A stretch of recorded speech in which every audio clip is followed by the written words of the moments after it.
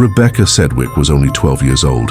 She didn't get a second chance, but the people who pushed her to that edge, they did. Rebecca Ann Sedwick was born on October 19, 2000 in Sebring, Florida. But she grew up in Central Florida, living in Lakeland with her mother, Tricia Norman, her stepfather, John Norman, and her siblings. The family lived in a mobile home park in a quiet neighborhood. Not far from her school, space inside the home was limited, and Rebecca sometimes had to sleep on a recliner or the living room couch. Her mum worked different jobs, including as a medical assistant. While her stepdad fixed air conditioners on refrigerators, Rebecca's biological father, Kim Sedwick, was mostly absent from her life, and this sometimes made her feel sad and distant from him even. With these challenges, Rebecca was a cheerful and kind girl. She enjoyed school, got good grades, and was known for being friendly and full of energy.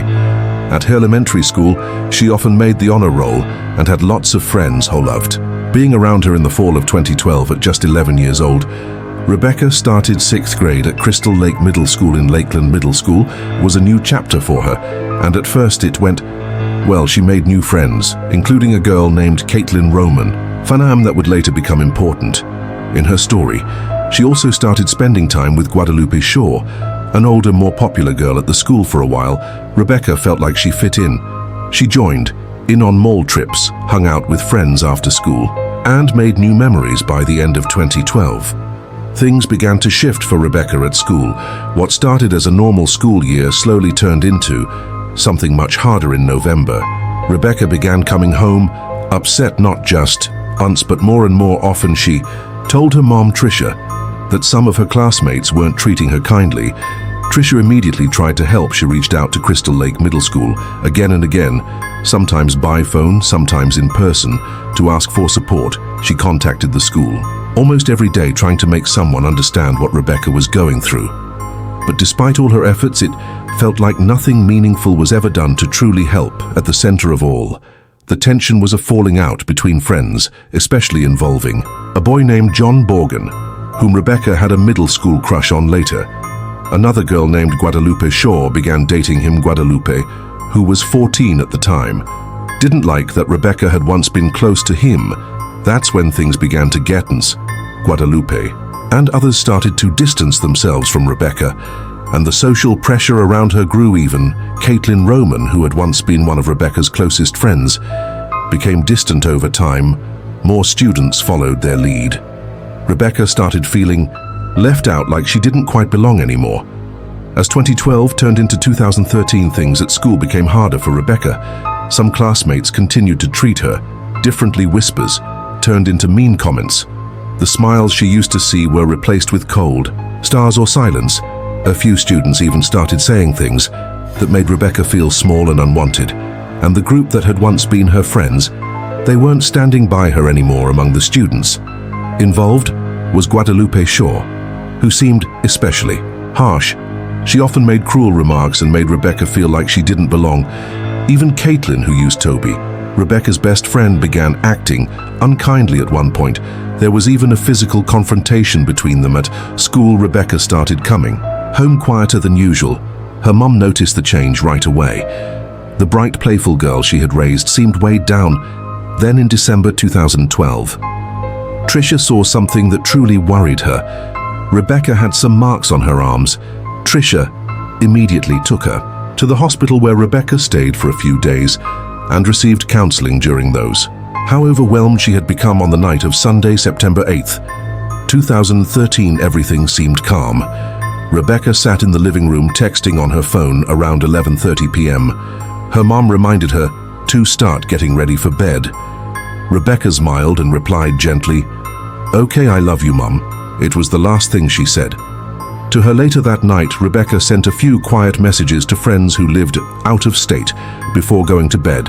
She also deleted several photos and messages from her phone and left it on her bed. On Monday morning, September 9th, 2013, Rebecca quietly got up before anyone else in the house. It was a regular school day, but that morning she didn't follow her usual routine. She left the house and walked a short distance to a location in Lakeland that morning, away from home. Rebecca's journey came to a tragic end. She was just 1 month away from her 13th birthday when she didn't return home from school, her mother became concerned. After calling the school, she learned Rebecca hadn't arrived that day.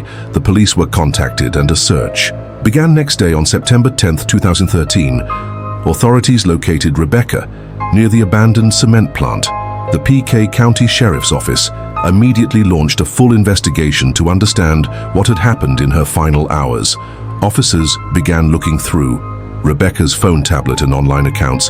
They also reviewed her handwritten diary and spoke with friends, classmates, and those who'd been close to her. As the evidence came together, it was clear that Rebecca had been deeply overwhelmed, not just at school, but online as well. Sheriff Grady Judd, who led the investigation, later shared that Rebecca had been targeted across several social media platforms. What the team uncovered showed just how serious and constant the pressure had become, and that it hadn't gone away even after her environment changed. As the investigation moved forward, it became clear that some individuals had contributed to that pressure. What happened next would capture national attention on October 15, 2013, about a month after Rebecca's passing. 2 students who had previously attended Crystal Lake Middle School with her were taken into custody. Guadalupe Shaw, age 14, and Caitlin Roman, age 12. They were referred to juvenile court in connection with repeated online and school-related mistreatment. One key moment in the case involved a post that appeared on Guadalupe's Facebook account last night. Because we learned of this over the weekend, we decided that, look, we can't leave her out there. The message raised concerns because of its timing, and Tony Guadalupe and her parents said the account had been hacked and that she hadn't written the post. Is that something that your daughter would write? No, she wouldn't write anything like that. She's not that type of girl that would just say something like that. But law enforcement said they had not found evidence pointing to anyone else. Investigators had also gathered other digital messages and personal accounts from classmates. Based on this, they believed Guadalupe may have been more involved with Caitlin. Following along, Sheriff Judd said no additional students were expected to face charges. The case quickly made national headlines. Many people across the country shared their views, some believing the students involved needed to be held accountable, while others felt that as minors they deserved support and counseling over punishment. Both girls received legal representation. Caitlin's family hired a well-known attorney, while Guadalupe also had a legal team. After reviewing the available evidence, the state attorney's office announced on November 20, 2013, that it would not proceed with formal charges. Prosecutors explained that while sessions, Rebecca admitted that everything happening at school was overwhelming. The school responded by adjusting her schedule, hoping to create some distance from the students involved. But the tension didn't fully go away. Rebecca still felt watched, pushed aside, and unwanted. Early in 2013, Rebecca told her mom about more incidents at school. She felt nervous walking through the hallways and mentioned that some students were still bothering her. In February, there was another incident at school that made it clear things still hadn't improved at home.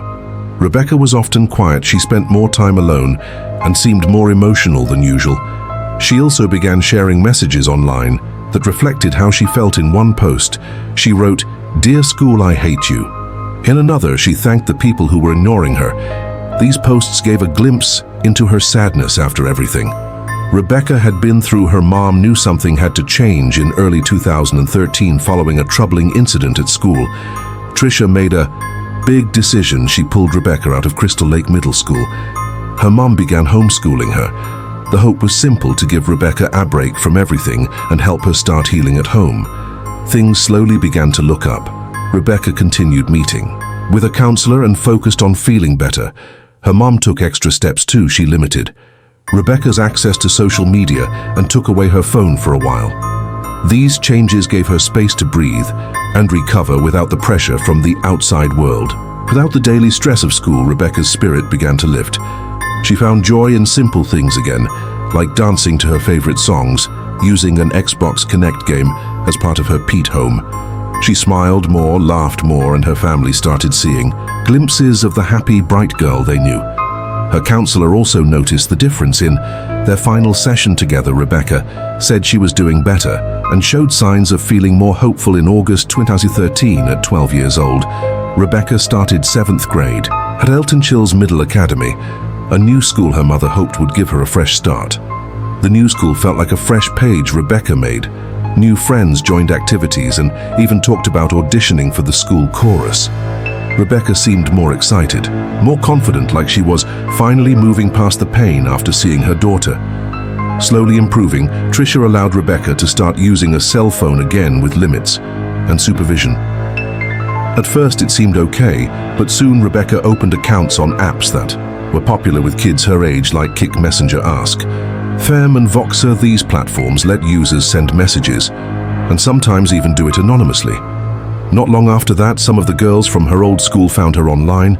They began sending messages that made Rebecca feel excluded and targeted just like before. Some of the posts made her feel left out or unwelcome. Rebecca didn't tell her mum right away Trisha was keeping an eye on the apps she knew about, but she didn't know Rebecca had joined platforms like Ask Fem, so some of the hurtful posts went unnoticed. At first, as the new school year moved forward, Rebecca's mood started to change. Again, she wasn't as cheerful as she had been just a few weeks earlier. Her friends and family noticed she looked more quiet and distant. By September 2013, Rebecca had been trying to move forward, but the emotional weight from everything she had experienced was still there. Even though she had changed schools and had a few better months, the messages from her past classmates continued online through anonymous apps. They found ways to contact her again, and it started to affect her deeply at home. Things weren't easy either. Her mother and stepfather had been having arguments, and Rebecca often felt caught in the middle. She was also feeling hurt by a distant relationship with her biological father. Around the same time, she went through a breakup with a boy she cared about, which added to the sadness she had been carrying. In early September, Rebecca began to show quiet signs that something wasn't right. She changed one of her online usernames to something more somber. She also looked up a few concerning things online and saved an image that seemed to reflect her feelings. These small signals showed just the case was serious. The evidence wasn't strong enough to move forward in court. They also said the students had begun counseling and were no longer believed to be a risk to others. Sheriff Jude expressed support for the decision, stating that the key goals had been achieved, the behavior had stopped, and those involved had been directed toward getting help. He also said that the attention the case received helped spark important conversations in schools and communities nationwide. Though the legal case did not result in any formal convictions, both girls were placed in programs to support learning, reflection, and healthier behavior moving forward. But not everyone felt this was enough. Rebecca's grandmother, Pat Jones, said she was deeply upset when the charges were dropped. It was like being just hit in the chest, like my nerves are so bad right now, I'm having trouble putting words together. Though the funeral happened shortly after Rebecca's passing in September 2013, we wanted to save this moment for the end, because it's not just how she was remembered, but how her community responded on September 16, 2013. Rebecca's family, friends, and neighbors gathered in Bartow, Florida, to say goodbye. Many wore green, her favorite color, and shirts with messages of kindness and support. After that, the community came together. Vigils were held, ribbons tied on trees, and students from both of her schools took time to reflect. Rebecca's story touched people far beyond Lakeland. In the weeks that followed, her mother, Trisha, launched an online campaign to raise awareness and promote compassion among young people. The goal was simple: to make sure what happened to Rebecca never happens to another child. Fighting back tears at one awareness event, Trisha shared what so many grieving parents feel: I wouldn't wish this on anybody. It's heartbreaking. It leaves an emptiness that's hard to describe. And in that way, Rebecca's voice still echoes through every green ribbon, every shared story, and every promise to choose kindness.